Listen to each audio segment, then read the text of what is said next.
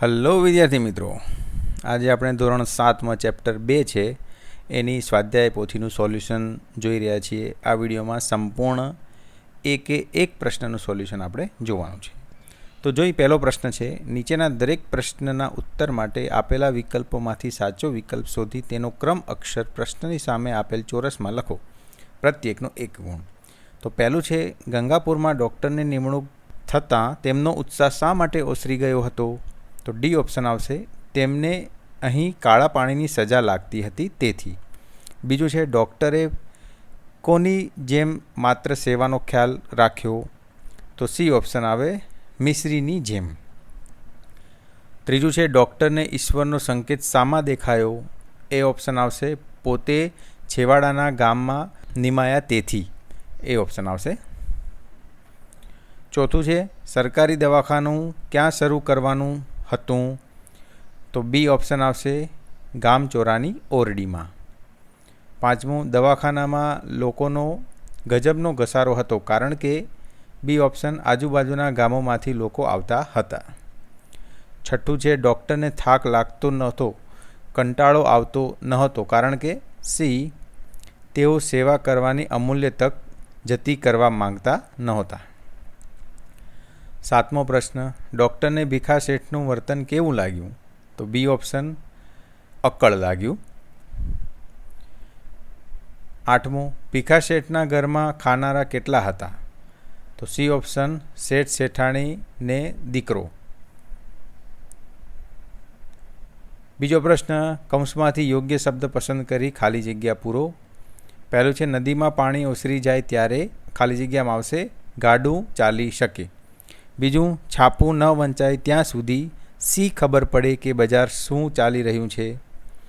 તો આ રીતનો સી ઓપ્શન આવશે. ત્રીજું છે, સેવા કરવા માટે આથી વધારે સારું સ્થળ ક્યાં જડે? ચોથો, દવા લેવા લોકોના ભારે ઘસારો થતો હતો, એટલે ઘસારો જવાબ આવશે. પાંચમું, પણ આમાં એક શરત છે, એટલે શરત જવાબ આવશે. છઠ્ઠું છે, હું જેને કંજૂસ કહી નિંદતો હતો તે શેઠ ગુપ્તદાન કરતા હતા. સાતમું, મારો પસ્તાવાનો પાર ન રહ્યો, એટલે પાર જવાબ આવે. આઠમું, ખરું જોતા તો તે લોકોનું છે તે તેમને પાછું આપું છું. આ રીતના આપણે 8 પ્રશ્નોના જવાબ પૂરા કર્યા. ત્રીજું છે, આપેલા વાક્યો ખરા છે કે ખોટા તે જણાવો. પહેલું છે, ભીખા શેઠ કંજૂસ હતા, તો ખોટું. ડૉક્ટરને લાગ્યું કે એમણે શેઠને અન્યાય કર્યો છે, ખરું. ભીખા શેઠે ડૉક્ટરને ફાળામાં 1 પણ રૂપિયો ન આપ્યો, ખોટું. શેઠાણી પણ શેઠને કંજૂસ જ માનતા હતા, ખરું. ડૉક્ટરને ગામમાં બધી જ સગવડ મળી રહી હતી, ખોટું. ચોથો છે, આપેલા વાક્યો કોણ બોલી શકે તે પાઠના આધારે લખો. પહેલું છે, દાન એવી રીતે કરવું કે કોઈને ખબર ન પડે, તો આ સાધુ મહારાજ કહેતા. હું દુનિયાથી દૂર ફેંકાઈ ગયો, એટલે આ ડૉક્ટર બોલે છે. મારી મદદ વિશે કોઈને જણાવતા નહીં, એટલે ભીખા શેઠ. દવાખાનું કરવા માટે મકાનની જરૂર છે, ડૉક્ટર. પાંચમો પ્રશ્ન, નીચેની ઘટનાઓને યોગ્ય ક્રમમાં ગોઠવો. તો આ પ્રમાણે ઘટનાક્રમ ગોઠવીશું. પહેલું આવશે, મારી ગંગાપુરમાં ડૉક્ટર તરીકે નિમણૂક થઈ. બીજો ઓપ્શન, મેં ગામમાં મારું મન મનાવી લીધું. ત્રીજો ઓપ્શન, ભીખા શેઠની મદદથી મારું દવાખાનું ચાલુ થયું. ચોથો ઓપ્શન, શેઠનું વર્તન મને અકળ લાગવા કરતું. પાંચમો ઓપ્શન, ગામમાં મેલેરિયાનો પવન વાયો. છઠ્ઠો, ભીખા શેઠ ગામ લોકો માટે મદદ કરવા મારી પાસે આવ્યા. છઠ્ઠું છે, નીચેના પ્રશ્નોના ઉત્તર એક વાક્યમાં લખો. સરકારે ડૉક્ટરની નિમણૂક કયા ગામમાં કરી? સરકારે ડૉક્ટરની નિમણૂક ગંગાપુર નામના ગામમાં કરી. બીજો છે, ડૉક્ટરે અરજીમાં શી માગણી કરી હતી? ડૉક્ટરે અરજીમાં પોતાની નિમણૂક ગામડામાં થાય એવી માગણી કરી હતી. ત્રીજો પ્રશ્ન, ગામથી સ્ટેશન કેટલું દૂર હતું? ગામથી સ્ટેશન 16 કિલોમીટર દૂર હતું.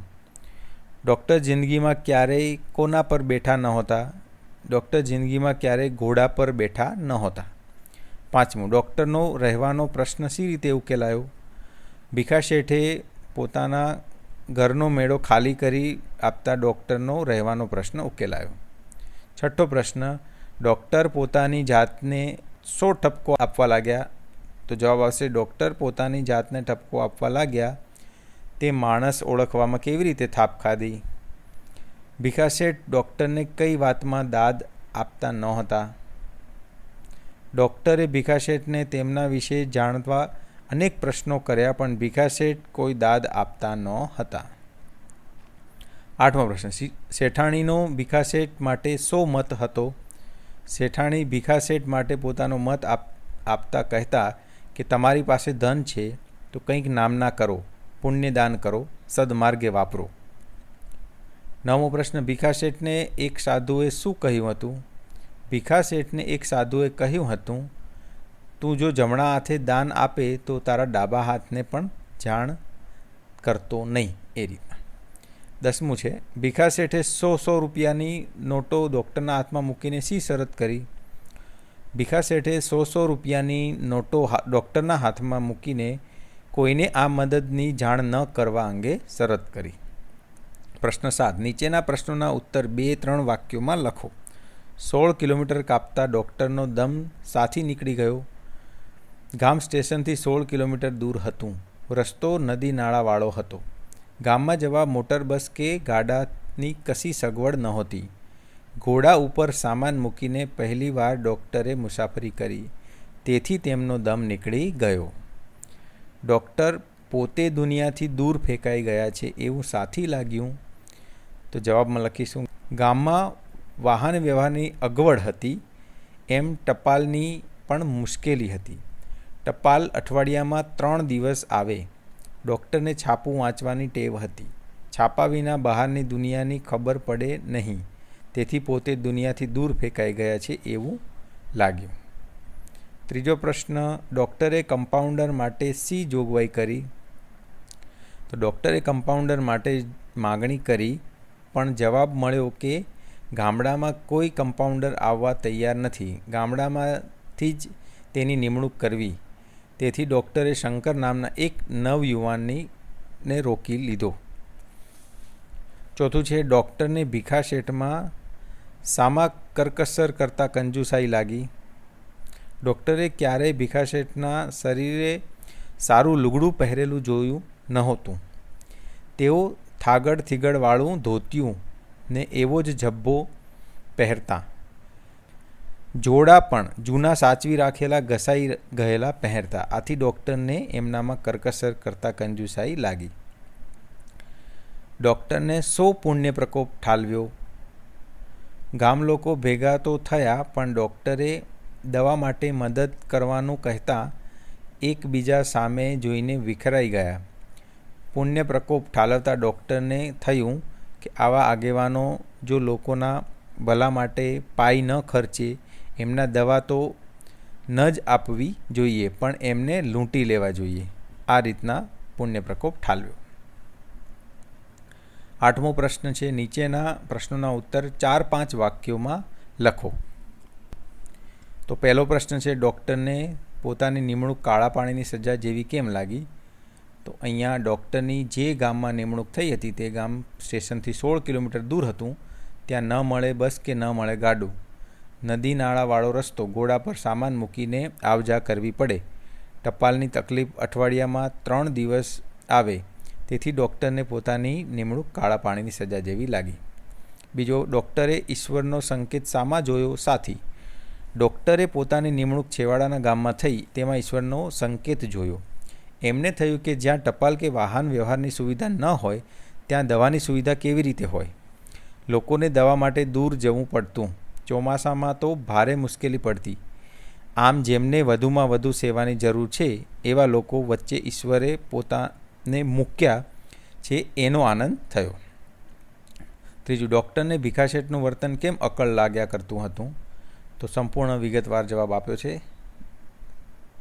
વિડીયો પોઝ કરીને જોઈ લેવો. ચલો, ચોથું છે, ડૉક્ટર ગામના આગેવાનોને શા માટે ભેગા કર્યા? એનો પણ જવાબ લખ્યો જ છે અહીંયા. ચલો, 5મો પ્રશ્ન, ડૉક્ટર સાહેબે ભીખાશેઠને કેમ કંજૂસ માની લીધા? એ પણ જવાબ અહીંયા આપ્યો જ છે. છઠ્ઠું, ભીખાશેઠ વિશેની ડૉક્ટરની માન્યતા શી રીતે બદલાઈ ગઈ? તો એનો જવાબ પણ અહીં આપ્યો છે.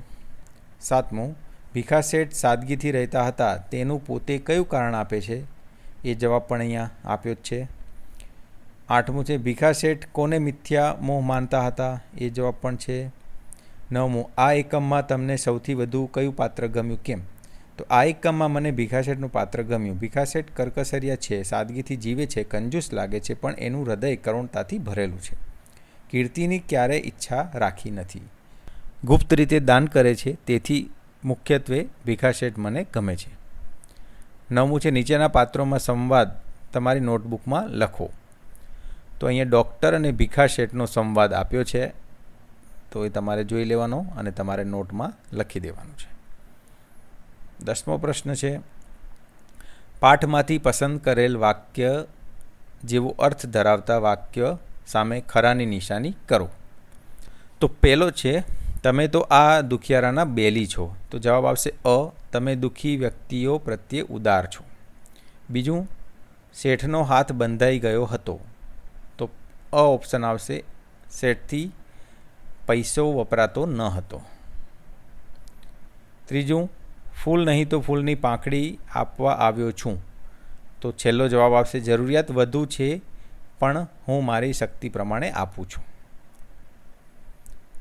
11મો પ્રશ્ન, કૌંસમાંથી યોગ્ય શબ્દ પસંદ કરી ખાલી જગ્યા પૂરો. પહેલું છે, ઘરમાં બધી વસ્તુઓ લહેર વહેર, એનો મતલબ થશે અવ્યવસ્થિત પડી હતી. એમની વાત સાંભળી ભીખા શેઠ જોરથી હસી પડ્યા. ભીખા શેઠ દવાખાનામાં દાખલ થયા.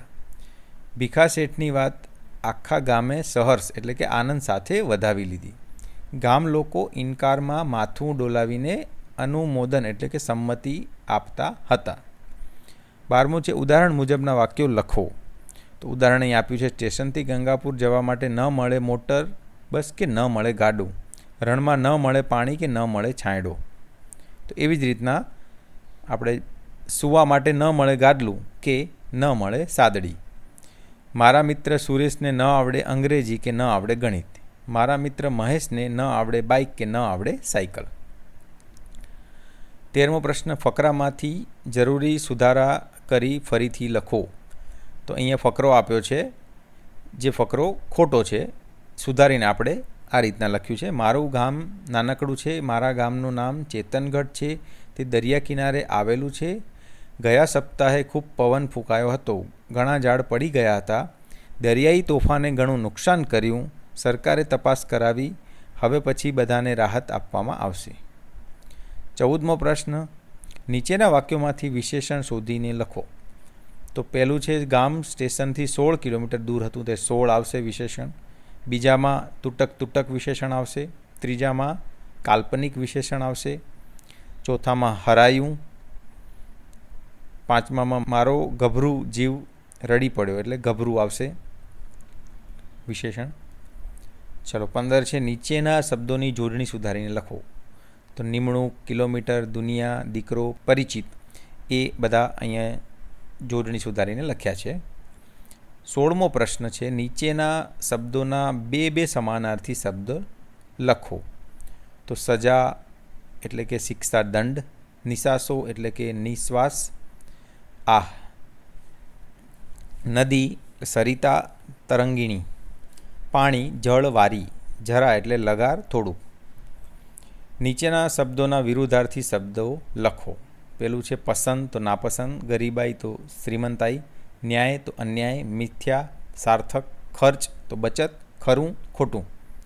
18મું, એકવચન અને બહુવચનમાં 5 શબ્દો લખો. એકવચન ગામડું, ખૂણો, દવાખાનું, દર્દી, શેઠાણી. બહુવચન લોકો, લુગડા, છોકરા, છાપા, ઓરડા. 19મો પ્રશ્ન, નીચેના શબ્દ સમૂહ માટે એક શબ્દ લખો. કળી એટલે સમજી ન શકાય તેવું, અકળ. ધર્મ બુદ્ધિને લીધે ઉપજેલો ક્રોધ એટલે પુણ્ય પ્રકોપ. સેવાને જ જીવન ધ્યેય માની જીવનારા, મિશનરી. વ્યાજે નાણાં ઉછીના આપતા તે, ધીરધાર. 20 છે, નીચેના રૂઢિપ્રયોગનો અર્થ આપી વાક્યમાં પ્રયોગ કરો. તો અહીંયા રૂઢિપ્રયોગ અને વાક્ય બંને આપ્યા છે. વિડીયો પોઝ કરીને તમારે જોઈ લેવું. અહીંયા 1 થી 4, અને 5 થી 10 અહીંયા પ્રવૃત્તિઓ આપી છે. પાઠને આધારે ડૉક્ટરની એકોક્તિ રજૂ કરો. તો ડૉક્ટરની એકોક્તિ આપી છે, જોઈ લેવી. પછી બીજો પ્રશ્ન છે, તમે કઈ બાબતમાં કરકસર કરશો અને કઈ બાબતમાં કંજુસાઈ કરશો? આ વિષય પર 2 જૂથ પાડીને ચર્ચા સલાહ જોડો. તો એ પણ અહીંયા આપ્યું છે મુદ્દાસર. ચલો હવે ત્રીજું છે સંવાદ પૂર્ણ કરો. તો એ પણ અહીંયા આપ્યું છે સંવાદ. પછી ચોથું છે આપેલ ચિત્રમાં બંને પાત્રો વચ્ચે શી વાતચીત થઈ હશે અનુમાન કરો અને લખો. તો અહીંયા સંપૂર્ણ સંવાદ પણ તમને આપ્યો છે, જોઈ લેવો. તો આ રીતના આપણે સંપૂર્ણ જે ધોરણ 7 ગુજરાતીની સ્વાધ્યાય પોથીનું સોલ્યુશન જોયું, ચેપ્ટર 2નું. તો આ વિડીયો કેવો લાગ્યો કોમેન્ટ કરીને જરૂરથી કહેજો. ધન્યવાદ.